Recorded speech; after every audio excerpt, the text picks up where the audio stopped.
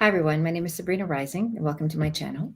For today, we're going to talk about the power of our intuition and how to harness it in order to ensure that we're making the best choices for ourselves, for our families, and so on.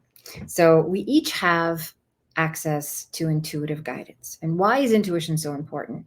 Because intuition is awareness that lives in the realm of infinite possibilities. Our intuition is not limited by fear. It's not limited by lack. It's not limited by circumstances. And it's a 100% not limited by the past. And this is so important because typically, as human beings, we make choices based on logic. We make choices based on our conditioned responses to things. So we learn in early childhood, as we come into this human experience, we learn limiting beliefs. We learn lack, we learn fear, we learn conditional love, we learn what we can do, what we can't do, what we can get away with, what works best for us, how to get approval. We learned all of these values that form our identity. And we use our identity based on our past experiences to navigate the future, right? We use our conditioned responses as evidence of what works for us and what doesn't work for us. So think about this for a minute. When you're going to make a choice in your life and you sit down to think about it, what you're using is your logic. You're referencing the current choice against everything you've ever done in your life, or things that you've heard other people do or seen other people do, advice you've gotten from your loved ones, perhaps, or things you've read in books, and you're referencing your current experience based on the information that's already available. And so the mind, which is essentially logic based and fear based. And when I say fear based, I mean mind is always trying to keep us safe, right? It's always trying to make the best choices based on what it's already experienced. Okay, so information that you already have is what we typically use to make the best choices. And so, and this is very typical. And in most cases, it can be benign. For example, if you're choosing to buy a new car, you might want to read the reviews or read the reports about this type of vehicle and see how it measures up to other types of cars and if it's right for your family, right? This is a logical thing to do.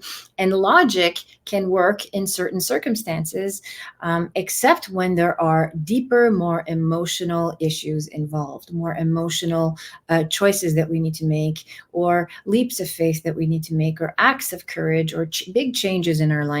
When we have bigger choices to make, we want to be able to access our intuition, because our intuition is pure information. It is pure, I want to say divine, because it's a word that I use in my everyday language. It's pure divine, unfiltered, uncensored guidance that comes from your higher self. And the higher self is the part of each of us that has not been conditioned by fear, that is not limited by the past. It lives in the realm of infinite possibilities. It means that right here, right now, anything is possible for you, for me, for anybody. And so this is why intuition is so important. Now, each of us has a unique journey in this human experience in terms of how we are evolving, how we are getting ourselves closer to love, closer to peace, closer to liberation, closer to fulfillment, whatever your soul's intention is for this current lifetime. Okay, and we can talk about the soul and its evolutionary journey in a different video. For today, we're just going to learn a very practical few steps on how to access your intuition. Okay, so why is this important? Again, we want access to the realm of infinite possibilities. We want uncensored information on, is this right for me? Does this work for me? Is this something that I should move forward with? Whether you're making a choice in a relationship or in a business, or again, if there's a big change coming in your life where there's a lot at stake, you want to be able to use your intuition and override the conditioned mind. And again, the conditioned mind is based on the past. So that's going to keep you safe. It's going to perhaps limit your ability to choose. It's going to influence how you make your choices. So again, maybe it could be, I can't afford this, or I don't have time for this, or this could create some backlash in my environment, or I could get some pushback by my family, or whatever the fears are. Notice if when you go to make choices in your life, what criteria are you relying on to help influence those choices? If the information is coming from externals, you're not using your intuition. Okay. If the information that you're relying on is coming from external feedback, and the people in your life might love you, might mean well, might want the best for you, but they're not you. You are the only one who truly, deeply knows on a soul level what's going to work for you in your life. Okay. So the first step to accessing your intuition is going to be the breath. Step one is simple diaphragmatic breathing. I say diaphragmatic. I use this breath work in my one-to-one containers in my group classes. I teach this to all my clients. It is essential to learn how to breathe diaphragmatically, breathing in and out of the belly. So not filling up your lungs, not filling up the chest, going and not staying in shallow breathing, but going into deep belly breathing, because this not only slows down the central nervous system, but it actually puts you in relax and digest mode. It brings you into the present moment. It allows you to open yourself up and really feel the full presence of your experience, whatever that experience is in the present moment. So diaphragmatic breathing is the first step, breathing in and out of the belly. You can close your eyes to engage an inward gaze. I am someone who can access her intuition more easily with my eyes closed, but not everybody is the same. So practice this and see what works better for you. Okay. So the first step is to breathe. We're going to breathe in and out of the belly and relax. In this state of stillness, we're able to let go of the past and let go of the future, right? We don't want to be concerned about what happened, and we don't want to stress about what's going to happen.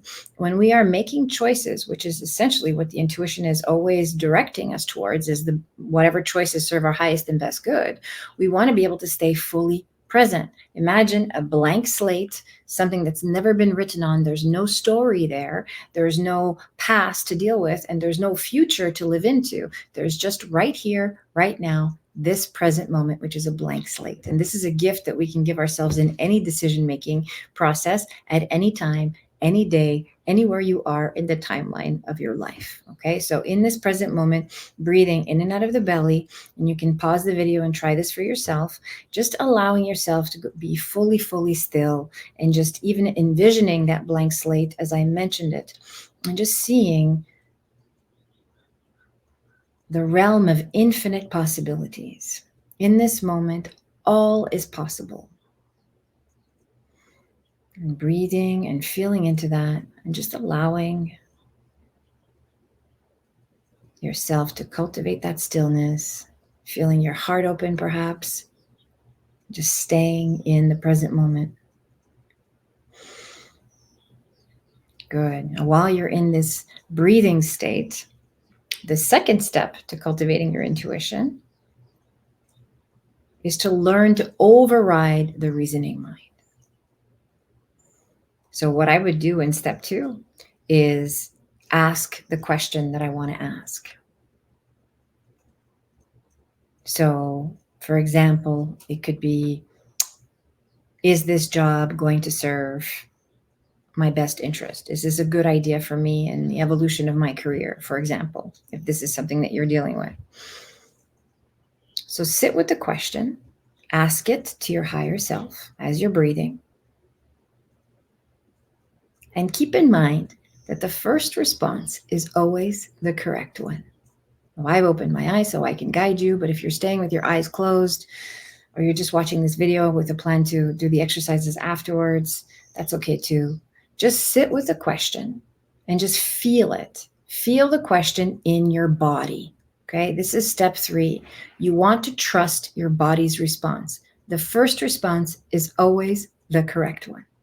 Notice how when you ask yourself the question, the first thing that happens in step 2 is that the reasoning mind will kick in and say, wait a minute, is it enough money? Is it close enough to home? What's the commute? Is it going to be this? Is it going to be that? Will it serve this purpose? Will it serve that purpose? It wants to go to the logistics and the details and all of the reasons why it can work, could work, can't work, won't work. And then we get lost, right? And then we get confused. We get muddled up in the logic of it. And this is where we often find ourselves pausing our own intuitive process and going to externals for information, right? For reassurance, perhaps for affirmation or validation of something that we're already thinking. Okay. So, and if you're someone who has to talk to 10 different people before you make a decision, chances are you're not listening to your own intuition. Okay. And it's okay. We've all been there. There's no judgment.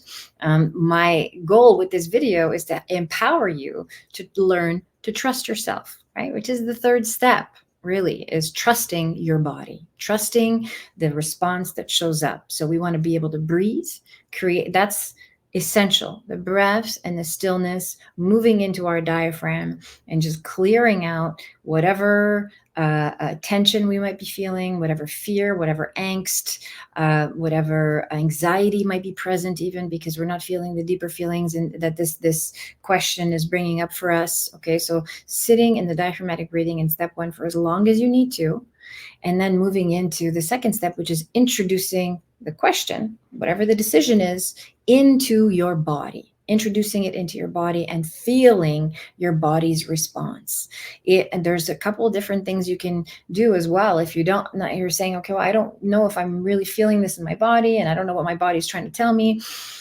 Notice if you feel a pull forward. If you are gently being drawn forward, it's usually a yes, right? This is a muscle testing technique. If you're generally being pulled backwards, then that would be a no. It means it doesn't serve your highest and best good. So that's an easy trick that you can use to distinguish for yourself if something is actually serving your highest and best good. Okay, so again, breathing, clearing out the past, clearing out the future, staying in that blank state of awareness and just allowing yourself to get as peaceful and still as possible, staying in the step for as long as you need to. This is going to take some practice.